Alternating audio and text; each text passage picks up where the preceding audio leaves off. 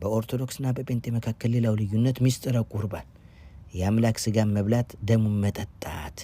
ዘበዳ ስጋዬ ውስጥ ደሜ ጎዘላለም፣ ስጋዬን ያልበላ ደሜን ያልጠጣ የዘላለም ሕይወት የለውም ስለሚል ጴንጤዎች እንኳን በጸጋው ድነናል ይላሉ። ቁርባንም ባይወስዱ ችግር የለም ድነዋል። ኦርቶዶክሶች ግን ግድ ነው። የአምላክ ስጋ ብለው ዳቦ ይበላሉ። የአምላክ ደም ነው ብለው የወይን የዘቢብ ጭማቂ ይጠጣሉ። እንዴት ዳቦ ይዘጋጃል? 3 ዳቦ ይዘጋጃል ለምእመናኑ። ጨው የሌለው ዳቦ። ከዛ ማላመጥ እና ማኘክ አይቻልም። አይኑን ጨፍኖ ፓራስታሙል በመታከል መልክ ተቀርጾ ይችን በመታከል ያስገቡለታል አፍ ውስጥ። ከዛ ቁርባን ተቀበለ ይባላል። ማነው ዳቦን የሚያዘጋጀው? ቀሳውስት፣ ቅዱስ ቆጶስ፣ ፓትርያርክ፣ ዲያቆኖች። ስንዴ ዳቦ፣ የስንዴ ዳቦ ጨው የሌለው 3 ዳቦ ማህተሙ መስቀል የሆነ።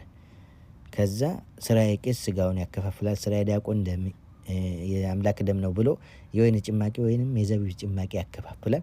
ንፍቀ ዲያቆን ደግሞ ውሃ ይሰጣል። በዚህ መልኩ ዶክተር፣ ፕሮፌሰሮች፣ ምሁራን የአምላክ ደም ነው ብለው ወይን ጭማቂና የዘቢብ ጭማቂ ይጠጣሉ። የአምላክ ስጋ ነው ብለው ደግሞ ፓራስታሙል የምታክል ጨው የሌላት የስንዴ ዳቦ ሳያላምጡ ሳያኝኩ አይናቸውን ጨፍነው ይበላሉ። የአምላክ ስጋ በሉ፣ ደሙን ጠጡ ለድነት ማለት ነው። ምስጢረ ቁርባን የሚባለው ይሄ ነው። በንስሐ አባት ዙሪያ በጣም ትልቅ ልዩነት አላቸው። ካቶሊክ፣ ኦርቶዶክሶች ንስሐ አባት ግድ መያዝ አለባቸው። ጴንጤዎች ግን ንስሐ አባታችን ካህናችን ኢየሱስ ነው ይላሉ። እንዴት ነው ንስሐ አባት የሚይዙት? ኦርቶዶክሶች ኃጢአታቸውን ይናዘዛሉ። ከዛ ያንን ኃጢአት ከአምላክ ጋር ያስታርቃቸው 100 ስገዱ፣ ይህን ያክል ጾሙ፣ ጃንጥላ ስጡ፣ በሬ እንደዚህ ስጡ ይላቸዋል። ከብርቄ ጋር ዘሙቻለሁ፣ ከጎሹ ሰርቄያለሁ፣ አበባን ገድያለሁ፣ ደም አፍስሻለሁ፣ ጎረቤቴን ደፍሬያለሁ እያሉ በዝርዝር ለሰውየው ይነግሩታል። ለማን? ለንስሐ አባት ለካህኑ። ጴንጤስ ንስሐ አባታችን ኢየሱስ ነው፣ ሌላ ንስሐ አባት አያስፈልገንም ይላሉ። አዎ እንደዛ ይላሉ።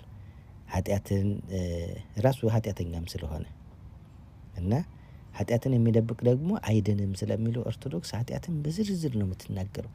ይቺ ብርቄ ላይ ወጥቻለሁ፣ ከጎሹን እንደዚህ ሰርቄዋለሁ፣ ምን 50 ብር ደም አፍስሻለሁ፣ እንዴት አፈሰስከው? በጎራዴ በጥይት ትናገራለህ። ምናልባት እንትና እንደፈራለሁ ስትል ሚስትህንም ሊደፍራት ይችላል። እሱም ሰው ነው፣ ጻድቅ አይደለም፣ ሰው ነው። ራሱ ሰው ነው፣ ይተሳሳታል። ለማንኛውም ትልቅ ልዩነት አለ። በጥምቀትም ዙሪያ በጣም ትልቅ ልዩነት አለ። ጥምቀት ኦርቶዶክሶች በ40 ቀንና በ80 ቀን ያጠምቃሉ። ሴት በ80 ቀን፣ ወንድ በ40 ቀን። ያመነ የተጠመቀ ይድናል። ጴንጤዎች ግን በጸጋ ድነናል። ብዙ ትኩረት አይሰጡትም፣ ግን ያጠምቃሉ። ሲያረጁ ሲያፈጁ ያጠምቃሉ። ምንም እንኳን በመካከላቸው ብዙ አይነት ዲቪዥኖች ቢኖሩም ማለት ነው። ከዛ ኦርቶዶክሶች ሲያጠምቁ ገብረ ጊዮርጊስ፣ ገብረ ሚካኤል፣ ወልደ ሰንበት ይሉታል። በጊዮርጊስ ቀን ያጠመቁት የጊዮርጊስ ባሪያ፣ በሚካኤል ቀን ያጠመቁት የሚካኤል ባሪያ፣ በገብርኤል ቀን ገብርኤል ይሉታል። ገብረ ምናምን ይሉታል። ገባችሁ? ባሪያ ማለት ነው። ሴትም ከሆነች ወለተ ማርያም፣ ወለተ አርሴማ፣ የአርሴማ ባሪያ ትባላለች ሴቷ።